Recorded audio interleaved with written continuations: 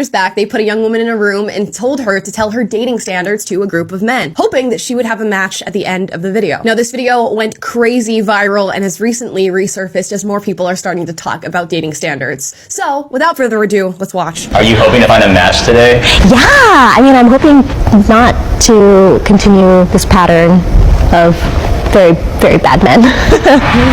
Can I already pause and say, sometimes, I'm not going to read too much into it, but sometimes it's a red flag when a woman says, I've just had, bad luck in relationships. I'm constantly finding bad guys. There's one way to look at it. The other way to look at it is, I'm the person who's attracting men like this, and I'm choosing to be with men like this, and taking a little bit of self-accountability and self-responsibility as to why the pattern exists. And often you hear men and women do this. If they have a bad dating history, they take no accountability for themselves and they go, oh, I just have had bad girlfriends or bad boyfriends, and it's always the people who have done something to me, never me putting myself on that path. I said I wasn't going to read too much into it, and then I did, but I digress. Hi. Okay, so a lot of guys. Oh, wow. Okay, so 20 potential matches.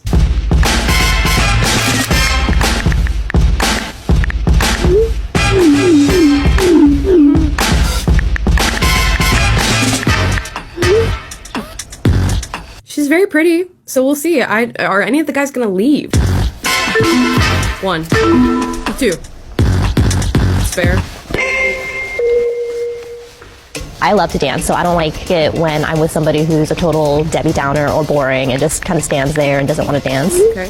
Okay, let's pause. It's interesting that she says, I like to dance, and then in the text message she says, I like to party. That is very different. Partying and dancing are two very different things. If you're a girl who loves to go out and, dance and have a good time, that's one thing. And yeah, you should probably look for a guy who's going to match that energy, or else you're constantly going to live in this state of resentment, dating somebody who doesn't do the things that you like to do. Although I'd put dancing very low on my tier list, but I like to party insinuates something very different. It insinuates you like to be out late at night, probably like to drink, you like to be around a lot of people who are probably doing things that are not too good for their health. And as many of the conversations surrounding dating are going right now, you probably like to be around young single guys, and that can bring about a lot of attention that you then have to deal with in your relationship. It's not to say that if you're dating somebody, you shouldn't be able to go to parties or anything like that. The 2025 edition of Dating, where modern women act like men, are optional accessories somewhere between a throw pillow and a houseplant. Cute to have around, but totally unnecessary for survival. This brand of hyper-independent gal proudly announces, I don't need a man, usually while struggling to lift a 70-pound IKEA box up the stairs alone. She's convinced men bring nothing to the table. Meanwhile, she's sitting at an emotional buffet, expecting someone else to pay the bill, fix her Wi-Fi, and validate her astrology chart. The kicker, she wants a man, but only if he's taller than 6 feet, makes 6 figures, never disagrees, worships her like a TikTok algorithm, and somehow doesn't expect her to lift a finger except to post about how empowered she is. It's not that standards are bad, it's that these are delusions wrapped in feminism dipped in Instagram quotes. And when reality knocks, usually wearing khakis and a stable income, she says, ew, too boring. Meanwhile, the clock is ticking, the cat is judging, and her Amazon cart still says buy now on that DIY plumbing kit. Ladies, please don't date a guy if you definitely know that he is nowhere near your league. We're not out here collecting charity cases. Because let me tell you, when you date somebody who is not in your league, and you will know when this happens because they would be begging you to be in their life. Because they've already identified that, oh my god, here is this amazing woman. I need to make her mine. I need to lock that shit down. I need her in my life. And it's not because they love you. It's because they know that you will be elevating and upgrading them. And sometimes we can't help it because we think, why don't I give this guy a chance? Because I'm thinking of the potential. I'm thinking maybe he'll surprise me. Maybe things will work out. Let me save you from the stress, the heartache, and the waste of time. Chances are it'll start out great. because you're in the love bombing stage. They will do, be, act, and talk like exactly how you want them to. And this is full-fledged manipulation, by the way, if you weren't aware of that yet. Because what they're trying to do is they're trying to prove themselves to you at this point. Which, honestly, girl, they should. But somewhere along the lines, when you get attached, you then forget that you are the catch. And then what happens is, this guy gets so used to you being around, and you're all lovey-dovey and everything, and you're starting to do things for this person. And somewhere along the lines, they will start upgrading, or they will start to think that, hello, this woman is dating me. I must be the shit. And then this is where things get a little messy because the roles are being reversed. He is no longer in golden retriever energy.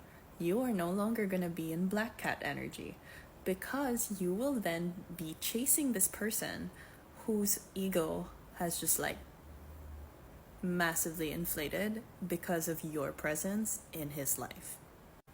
And when that happens, he's gonna lose attraction for you, because now he thinks that he can go out and get any woman out there who he wouldn't have pursued before. And he will have this blind confidence. But here's the thing, they will never leave you for someone who is better than you.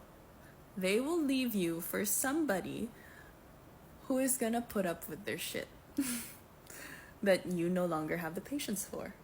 So don't think of it like, oh my god, I lost the love of my life. That is not the love of your life. First of all, from the very beginning of that relationship, he was not gonna cut it already. What you did was charity work, because you put in the time, the effort, the resources into up-leveling this man, boy, guy, whatever, and you did that for free.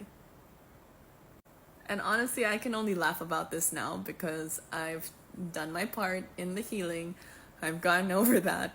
But I can definitely pinpoint some relationships in my past, not a relationship, but some relationships where I maybe shouldn't have even bothered.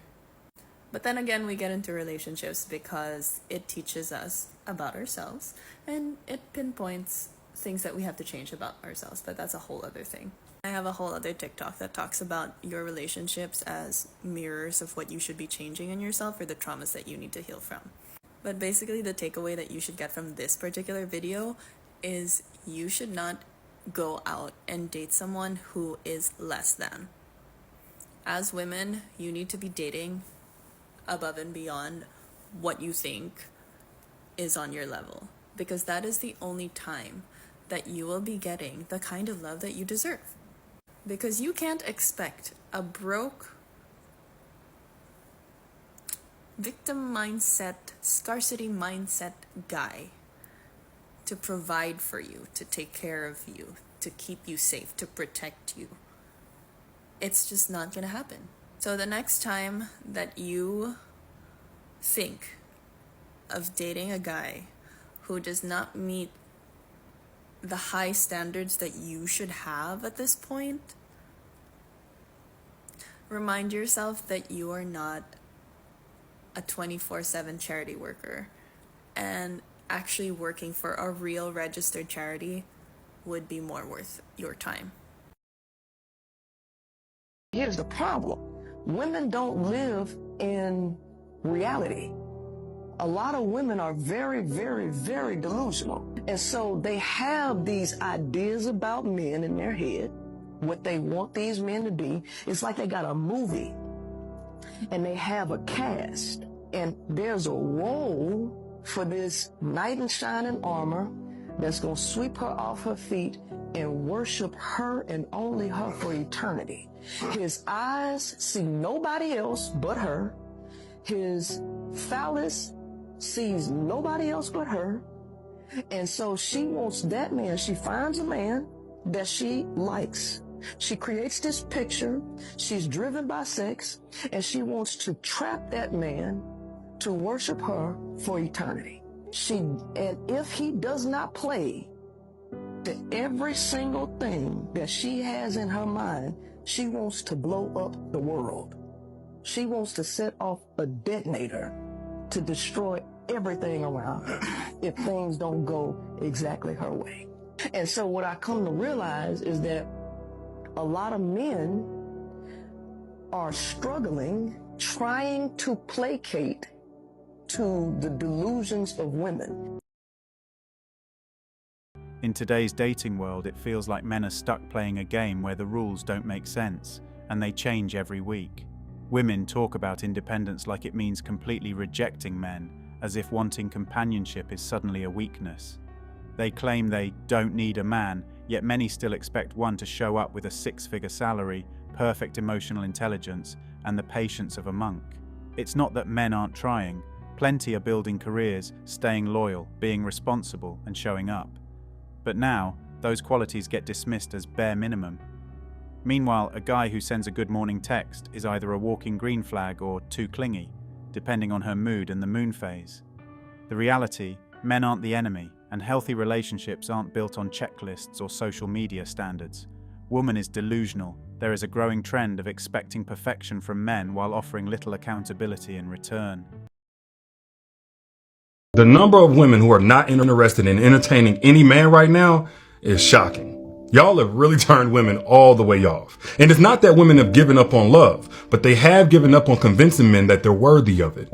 Like, they don't prefer solitude, but they do prefer their sanity over dead-end situationships. And they aren't rejecting of partnership in general, but they are rejecting projects who try to repackage their performative potential as being a work in progress. And no, it's not that they're difficult. They've just experienced the difficulty of trying to breathe in toxic environments. So they'd rather exhale alone than to suffocate with the wrong man. So contrary to popular belief, a lot of women are open to being loved correctly, but it's either that or they want to be left alone completely. No in between, no second chances. And no, it's not this epidemic of women having unrealistic expectations. It's an epidemic of women finally having realistic assessments of what men have to offer. Of course, good men do exist, but can we finally acknowledge the exhaustion of trying to sift through the men who don't want love, they want help, or an unpaid therapist, or someone to mother them, or an emotional punching bag to project all their insecurities onto, or a man who says that he wants a wife, but he doesn't want to be a husband. And if he does marry that woman, she just becomes another married single mother. Like, I'm just being real, not trying to start a gender war, because the real gender war is when a woman is left to fight for a relationship alone and ends up losing herself trying to keep a man she should have been left. So at some point, we gotta admit that today's women aren't too independent or bitter. They're tired of trying to build a home with a man they gotta protect their energy from, instead of a man who can match their energy, whom they feel at home with. These days, men want a peace in a relationship, a little emotional support, someone to talk to without feeling like they're on trial, and maybe a sandwich on Sundays. Not too much to ask, right? But somehow, modern dating has turned into a full-blown battlefield, where every conversation feels like a cross-examination and every disagreement is DEFCON 1. Men aren't out here begging for foot rubs and Ferraris.